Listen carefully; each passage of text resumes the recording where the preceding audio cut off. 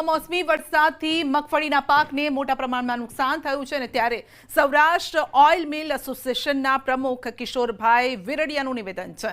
તેમણે કહ્યું છે કે ખેડૂતોને ચાલુ વર્ષે મગફળીના ખૂબ ઓછા ભાવ મળી રહ્યા છે। દેશમાં 60 થી 65% વિદેશી તેલની આયાત છે। ઇમ્પોર્ટ ડ્યુટી વધારી આયાત ઘટાડવામાં આવે તો સ્થાનિક તેલના ભાવ ઊંચકાય।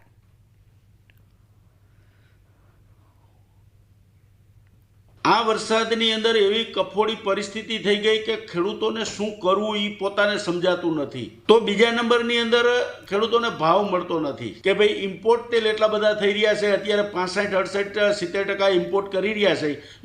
ઇમ્પોર્ટ ઉપર ડ્યુટી નાખવાની જરૂર છે સરકારે। કેન્દ્ર સરકારને હું વિનંતી કરું છું કે એમની ઉપર ડ્યુટી પણ નાખે કે ઇમ્પોર્ટ ઓછું કરે તો આપણા ભારત દેશની અંદર ડોમેસ્ટિકની અંદર જે તેલ પ્રોડક્શન કરીએ છીએ આપણે, મસ્ટર્ડ હોય, કોટન હોય, મગફળી હોય, તેને ખેડૂતોને ભાવ મળે।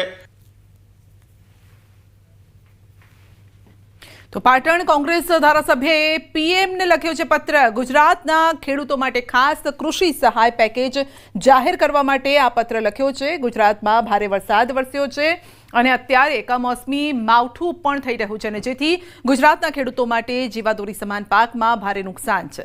ગુજરાતના ખેડૂતો માટે કેન્દ્ર સરકાર દ્વારા રાહત પેકેજ જાહેર કરવામાં આવે, સત્વરે જાહેર કરવામાં આવે અને અમલ થાય તેવી માંગ કરવામાં આવી છે। વધુ વરસાદ થયો અને અત્યારે કમોસમી વરસાદ ચાલુ છે, એના લીધે ગુજરાતના ખેડૂતોનો તમામ પ્રકારનો પાક નિષ્ફળ રહ્યો છે અને લીધે ખેડૂતોની આર્થિક સ્થિતિ ખરાબ બની છે। એટલા માટે ગુજરાતના ખેડૂતો માટે ખાસ પ્રકારનું પેકેજ જાહેર કરવા માટે અમે વિનંતી કરી છે। અમદાવાદમાં શાકભાજીના ભાવમાં વધારો થવાની ભીતિ છે। ખેતીવાડી ઉત્પન્ન બજાર સમિતિમાં વેપારીઓની ભીડ। અમદાવાદમાં શાકભાજીના ભાવમાં હાલ ઘટાડો, માવઠાની અસર 4 દિવસ બાદ વર્તાવાની શક્યતા છે। બજારમાં કોબીજ, ફુલાવર, રીંગણ સહિતના શાકભાજીના ભાવ ગગડ્યા છે। શાકભાજીમાં વાલોળ, દૂધી, તુરિયામાં ઈયળનો ઉપદ્રવ વધ્યો છે અને તે પ્રકારની સંભાવના પણ છે કે હજુ પણ આ શાકભાજી બગડી શકે છે અને ભાવમાં 20%નો ઘટાડો છે, પરંતુ 2-4 દિવસ બાદ ભાવ ઊંચકાય તેવી પણ શક્યતા।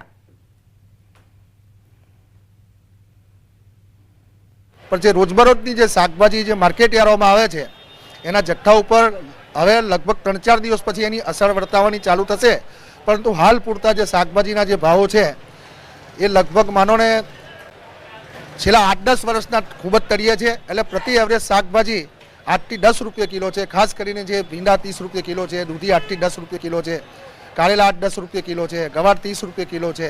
એટલે એમ એકંદરે જોવા જઈએ તો જે શાકભાજીના ભાવો છે એ લગભગ સ્થિર છે અત્યારે। દિવાળીનું મિની વેકેશન પૂર્ણ થતાં લાભ પાંચમના દિવસે જૂનાગઢના માર્કેટિંગ યાર્ડમાં જણસીની આવક શરૂ થઈ છે અને શુભ મુહૂર્તમાં હરાજીની શરૂઆત કરવામાં આવી। માર્કેટિંગ યાર્ડ જણસીની આવકથી ઉભરાયું છે। માર્કેટિંગ યાર્ડમાં સૌથી વધુ સોયાબીનના 10,000 કટ્ટાની આવક થઈ છે। ખેડૂતોને માર્કેટિંગ યાર્ડમાં સારા ભાવ મળતા ખુશ છે। બીજી તરફ માવઠાની સ્થિતિને ધ્યાને રાખી તમામ વ્યવસ્થા કરવામાં આવી છે।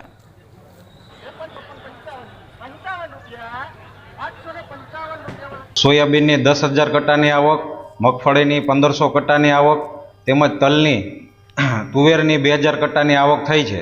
સોયાબીનના ભાવ હરાજીના સ્વરૂપમાં આજે 934 રૂપિયા જેવો ભાવ આવ્યો છે।